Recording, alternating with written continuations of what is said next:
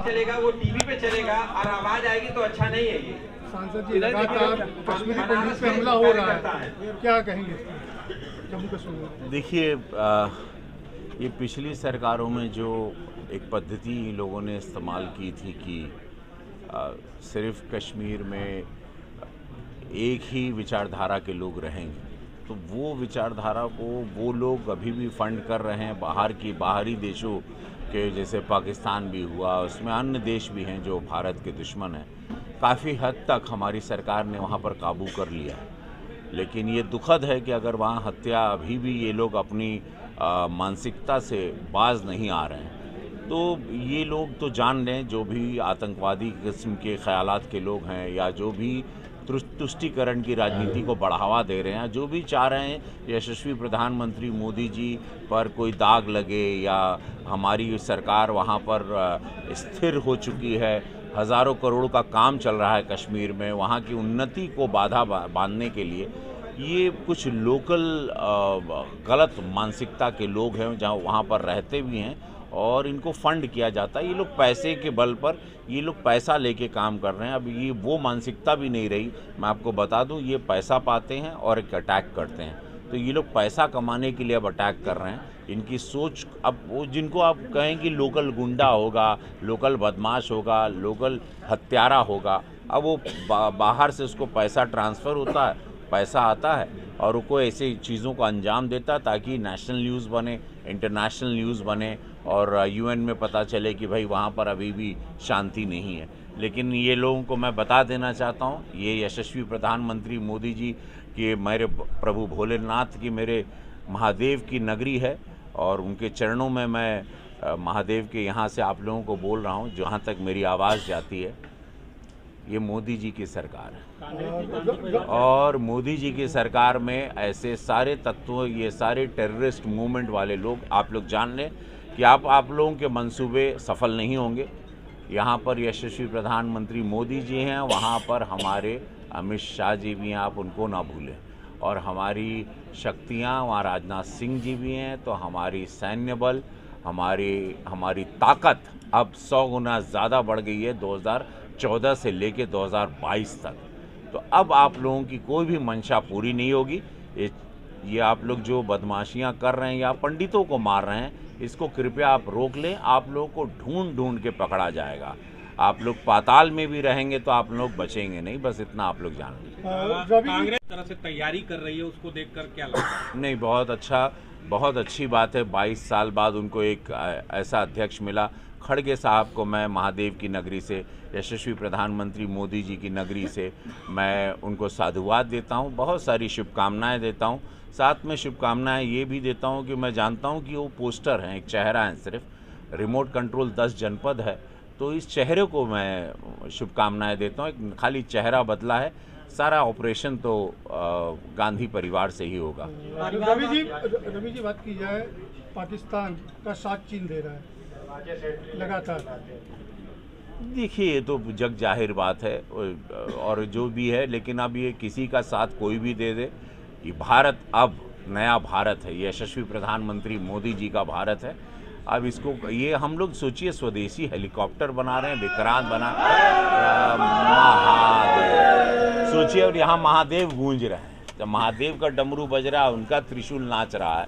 तो अब चाइना, पाकिस्तान, ये कुल मिल जाएं, 10 देश मिल जाए, तब वो अब भारत का केहू कुछ बिगाड़ ना पाए, ये जान ला। हंगर इंडेक्स की बात करें, हंगर इंडेक्स, उसके अनुसार जो पायदान भारत को मिला है, उस पर क्या प्रतिक्रिया? ये बदमाशियां हैं। देखिए, 2.5 साल से, आप सोचिए, 2.5 साल से हम लोग 135 करोड़ को यशस्वी प्रधानमंत्री मोदी जी, भारतीय जनता पार्टी की सरकार अनाज दे रही है। 2.5 साल हो गया कोविड के बाद।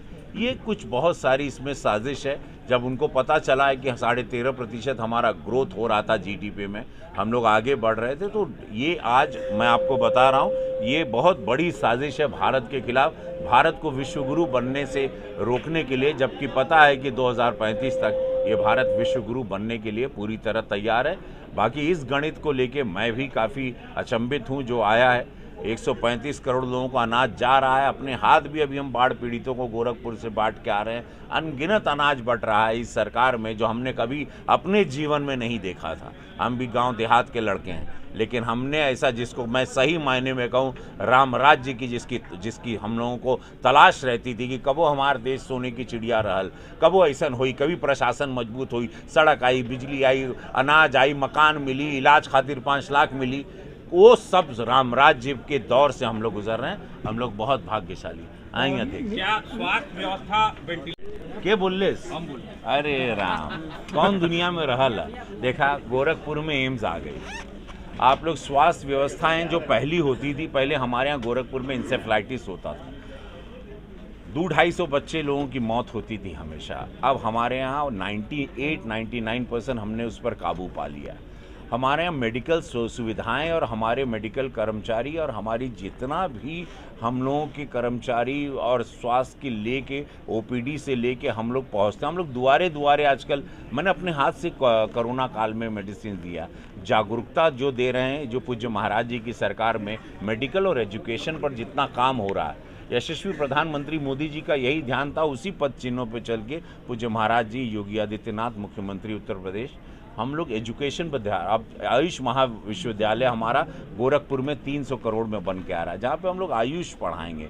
एम्स आपके पास है। बनारस आप देख ही रहे, जगमगा रहा है, पूरे विश्व में चर्चित है। बनारस में कमरा अब होटल में नहीं मिल रहा है, बनारस में टूरिस्ट को गाड़ी नहीं मिल रही है। यही बनारस हुआ करता है, यही काशी, यही महादेव की हम द्वारे आते थे, तो हमको वो भी पता है और ये भी पता है। आप बता दें, यही यंत्र, यही तंत्र था। पिछली सरकारें पैसा खाती थी, ये सरकार में जनता का पैसा जनता में जा रहा है।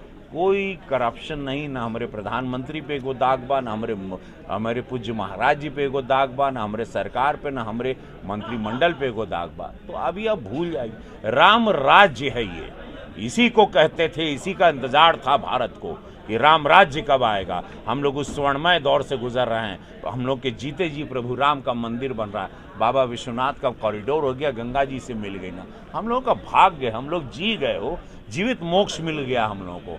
इससे बढ़िया कबो ना हो सका।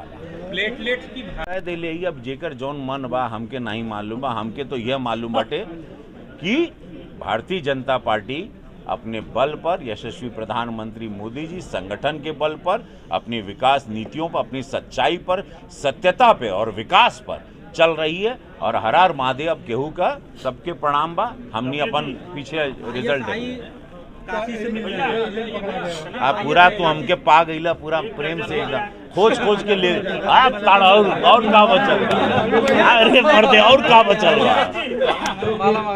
बारे में आप क्या कहेंगे? नहीं हुआ, ऐसा कुछ नहीं।